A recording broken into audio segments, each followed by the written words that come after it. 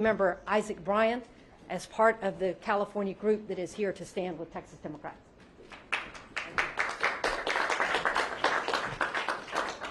Thank you all for being here. I want to thank Representative Johnson and all of the members of the Texas delegation for their bravery and their courage. They are the example of what it means to be the best of America, the best of Texas.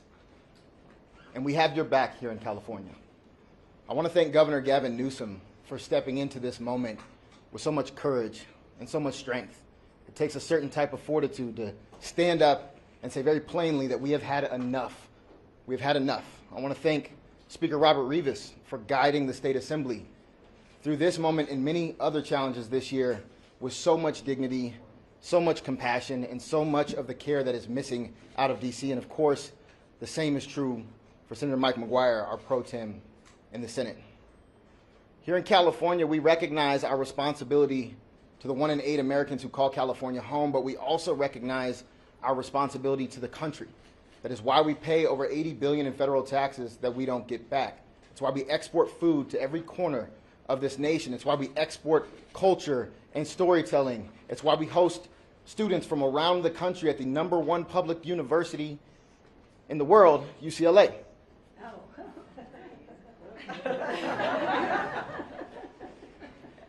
And right now, California has a responsibility to our democracy. What is happening in Texas, what is being pushed out by the Trump administration beyond Texas, is something we thought we would never see, where people's lives, their representation, their participation is willingly stifled, violently stifled, in plans that did not include public opinion, that did not include public participation, and had a pure political goal. And that goal was to consolidate power for this authoritarian in the White House. California cannot sit back and just let that happen. We have a responsibility to step up, and we are going to step up. And that doesn't mean we are abandoning our values. While I chaired the Elections Committee, we proposed independent redistricting commissions for every level of California government, and it was opposed by every single Republican. We updated the Fair Max Act. It was opposed by every single Republican. We are not doing away with the independent commission that we establish every single decade, but we are meeting this moment because this is not a turn the other cheek moment while they continue to send blow after blow to the foundations of democracy. Where I'm from in Los Angeles, when they go low, we squabble up. I had the great pleasure of seeing John Lewis several times before he passed away. And he always said the same thing in every single room I was in with him. He said, if you see something that is not right, that is not fair, that is not just, you have a moral responsibility to do something about it. And that is what has brought us here today. And I have the great privilege of introducing the chair of the Senate Elections Committee, my colleague and my friend, Sabrina Cervantes.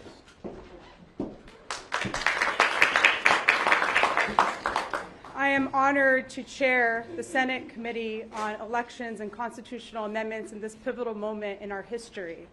I applaud the Texas representatives for the courage they are displaying in resisting this Trump Republican power grab.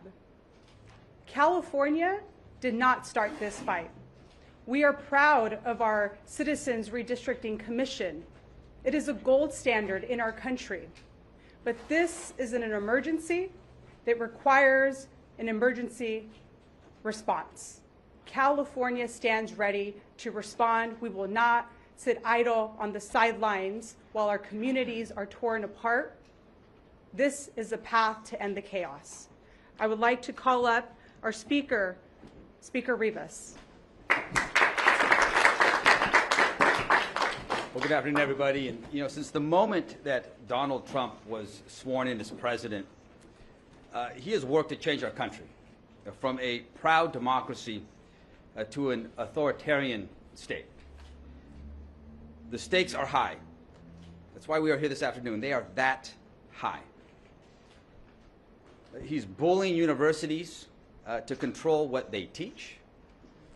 He's targeting news programs and late-night shows, attempting to control what we watch.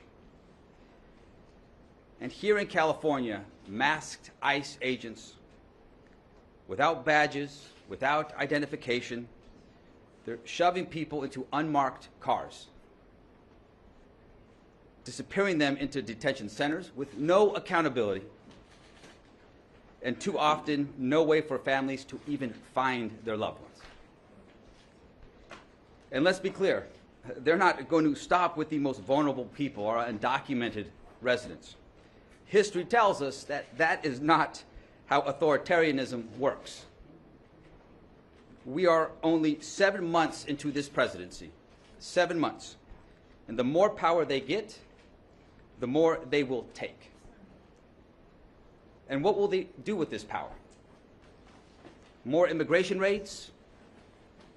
More arrests? More crackdowns? More attacks on our freedoms? Well, certainly what we can expect are more negative consequences for every single American. Because of Trump's policies, millions of Californians will lose their health care. And so we have to stand up now. We have a responsibility here in California to stand up and defend our democracy. And I'm proud to stand here with the brave Democrats from Texas who are doing just that. Texas Republicans acting on direct orders from Donald Trump are redrawing congressional lines so that there is no way to dislodge them from power of Congress. No way to hold them accountable. No way to prevent them from doing whatever they want. Well, as Californians, we're here to say absolutely not. If they're trying to destroy our democracy, you're going to have to come through California.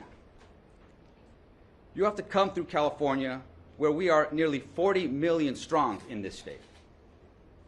We have the 4th largest economy in the world. And we have a proud tradition here in our state of standing up for the people's rights, of standing up for what is always in the best interest of our state and of this country. We will not allow Trump's Republican Party to rig this system and take permanent control of the U.S. House of Representatives. We are prepared, and we will fight fire with fire. And we will do whatever it takes to defend our democracy. California will do whatever it takes to protect the voices, to protect the votes, and to protect the rights of every single American. And now I'd like to introduce and welcome my partner in the State Senate, Pro Tem Mike McGuire.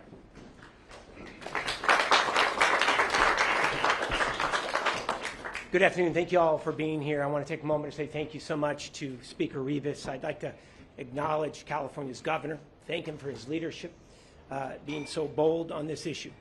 We are incredibly grateful. The defender of democracy is here today, and that's Nancy